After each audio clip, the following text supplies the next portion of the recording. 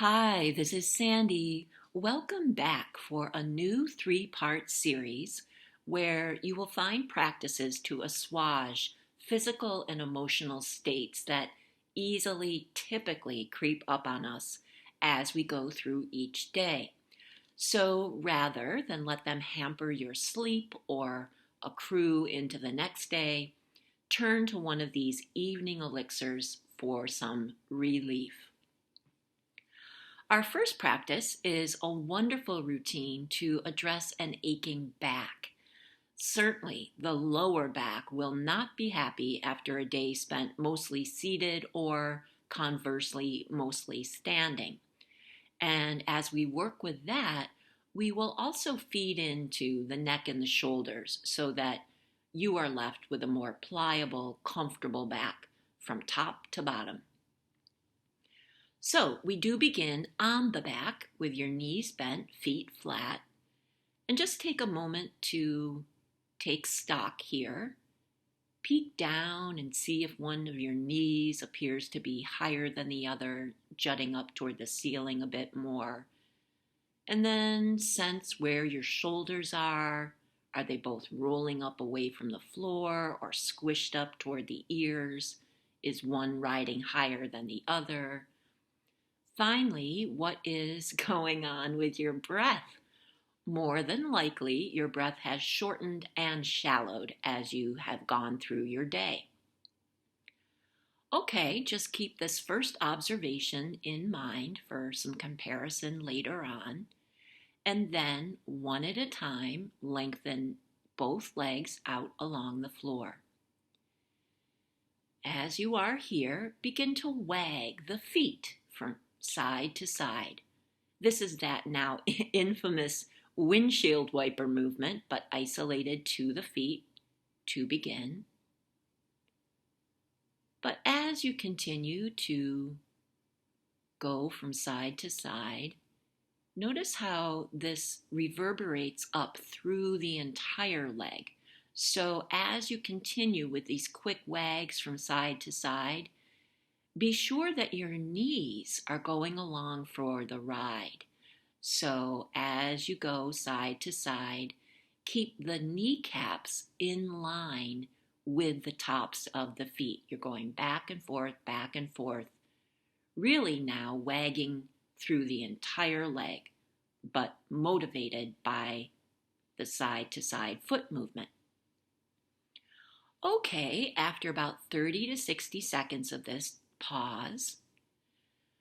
And now take your attention to your upper body. Extend both arms straight up toward the ceiling, in line over the shoulders, palms face each other. Take a breath in, and then exhale. Bring both arms across the body to the left. Inhale back center, exhale to the right. Again, always inhaling as you come up center, exhaling to either side. The tricky part here is to maintain the distance between the arms as you move.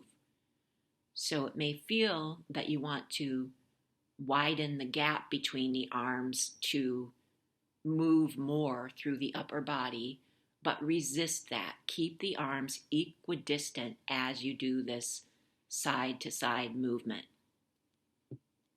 If you have become stiff in the upper back as you've gone through your day, this will feel very awkward and limited as you begin.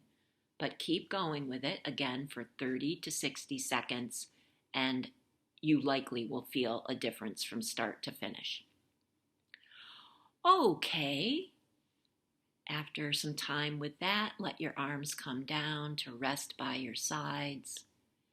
And now bend the knees again, bringing the feet flat, this time slightly wider than normal, so probably about shoulder width apart, so that you can let the knees fall inward to rest against each other. This simple, constructive rest position is an outstanding way to calm an aching lower back. You can turn to this on its own if you do get a back flare. Okay, so as you are, Reach the left hand down along the floor toward the left foot. You'll feel your head turn in response. Your upper body will bend slightly to the left. And then return to neutral and reach the right hand toward the right foot, stretching your way into this very subtle lateral bend. Again, return to neutral and repeat these stretchy reaches one more time to each side. Good. And once you are back to center, separate the knees again and return the feet to hip width apart. So they'll come in just a little bit closer to each other. And let your legs now begin classic windshield wiper movement. So again, the inhale is with both knees up and center. Exhale to drop both knees to either side, alternating back and forth. Inhaling center, exhaling both knees to either side. Continuing again for about 30 to 60 seconds. Now you're bringing a little bit of rotation into the lower spine, enhancing external and internal rotation of the hip joints. All of these things can come to a standstill if you've been sitting or standing for long periods of time. Great, okay. Now roll onto your right side. You can use your right arm as a pillow for your head. So as you are lying on your right side, both knees are bent, and be sure that the heels are lined up with your tail. Keep the bottom right leg bent for support and lengthen out the top left leg. Keep it in one long line with your body. Take a breath in, and then exhale to draw that left knee, the top knee, up and in toward the body without shifting through the hips or back. Inhale to straighten the leg back out. Exhale to draw the knee up and in toward the belly, toward the chest. It is as if you are lying on your back, drawing the knee into the body, but now the movement happens in this side lying position. Continue this, inhaling as the leg lengthens out, exhaling to draw the knee in 8 to 10 times. And then roll onto your back so that you can shift over onto the left side.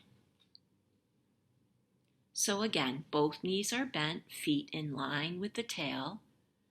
Bottom left leg remains bent, top right leg lengthens straight out in one line with the body.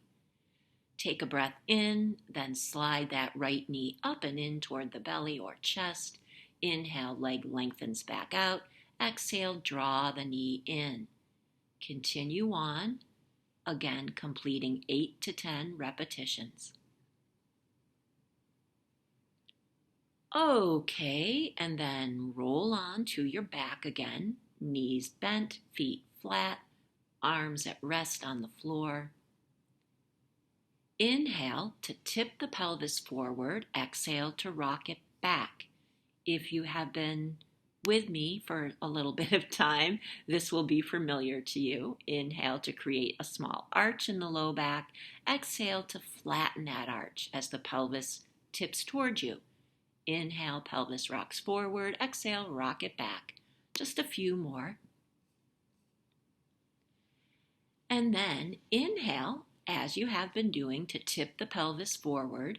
Again, exhale, rock it back in, and now keep rolling up through the spine, peeling it away from the floor to arrive in your shoulder bridge, supported on your feet and your shoulders, hips lifted.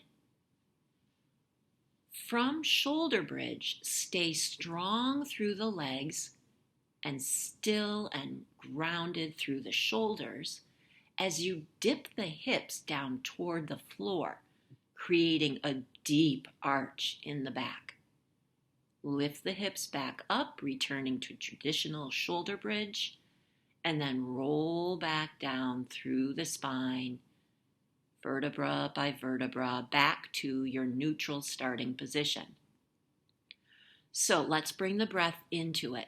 Inhale to tip the pelvis away. Exhale to rock it back in and roll all the way up to bridge. Inhale to dip the hips down. Exhale fully to lift and roll all the way back down.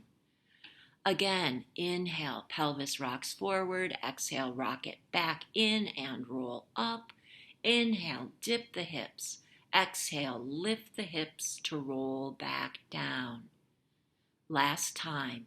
Inhale, rock the pelvis away. Exhale, rock it in and roll up. Inhale, hips dip, deep arch. Exhale, hips lift so that you can roll all the way back down.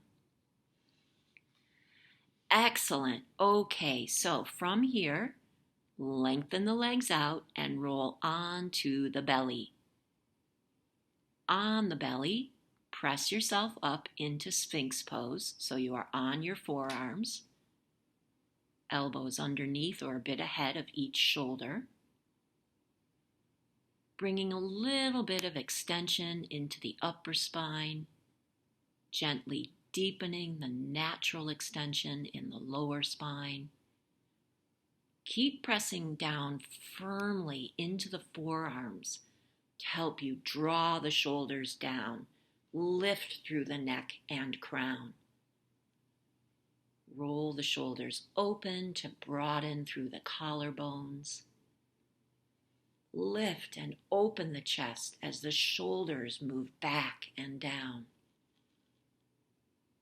Here you are breathing deeply in through the nose, exhaling through open, rounded lips. That's an inhalation through the nose, long, slow, steady exhalation through open, rounded lips. Keep resurrecting the open lift of Sphinx pose as you continue to inhale through the nose, exhale through the mouth. And after a few of these breaths, press yourself back into baby pose, hips on the heels, forehead resting on the floor. Interlace your hands behind your back, lengthen through the elbows, and lift the arms up and away from the back as high as you can.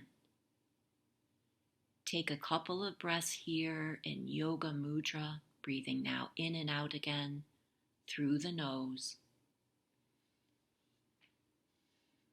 And then release the arms down. Roll up to sit briefly so that you can swing the legs around and help yourself down onto your back again. Good. Once there, your legs are long with your arms by the sides. From here, we close with reclined twist. So inhale to draw the left knee in. Exhale to guide it across the body to the right, using your right hand to help.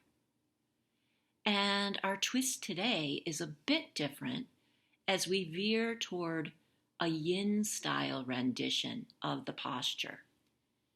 So in yin yoga, one deepens into a posture over the course of typically 2 to 5 minutes. Today, you will settle in for 1 to 2 minutes just to have a sense of what a sustained therapeutic position can do. So as your body more thoroughly accommodates this spinal rotation to the right, and the hips and the shoulders adjust to their internal and external rotations, you are breathing deeply, consciously. You may feel a discernible release, as if the muscles are dropping away from the bones underneath, or the body kind of releases its weight into the floor. Make any adjustments that you need to as your time in the posture progresses. Overall, you are still allowing yourself to inhabit the fullness of the posture. But again, if you require adjustment of some sort, feel free. And now, after a minute or two, gently return to center. Ironically, you may feel stiff as you exit a yin pose. This is natural. It is the result of having been in the posture for a longer period of time. So now, of course, let's do the other side. Inhale, draw the right knee in, and exhale to guide it across the body for your reclined twist to the left. Find your most comfortable setup and then let yourself enter into deep, full breathing. Eyes closed, giving your body the opportunity to find its way in and naturally, deeply release tension. So it's interesting to note that the stiffness that can occur immediately upon releasing a yin pose may feel similar to the stiffness that accrues during the day when you sit or stand for long periods. The difference, though, is that a yin position is one that is consciously healthy for the spine or other parts of the body. So any stiffness that is the result of not moving will inherently be dispelled when you leave a yin position. In its wake will be an aligned, deeply relaxed body rather than the disjointed, aching one that results from time spent in a non-therapeutic position. Okay, so after a couple of minutes here, again, slowly bring yourself back to center. And now you may lie here in constructive rest, which is that bent leg position with the knees resting inward against each other. Or you can let both legs be long in traditional Shavasana. Either way, eyes are closed, arms at rest, a bit of distance between them and your body. And take a moment here to notice the overall sense of space and ease in your body. Likely a distinct change from your first moments of observation as we began our practice today. And as you are resting easily, breath full and steady, let this feeling of complete restoration deepen within. At ease, at peace, hopefully pain-free. And as always, stay here as long as you like. Thank you for practicing with me. Until next time, bye.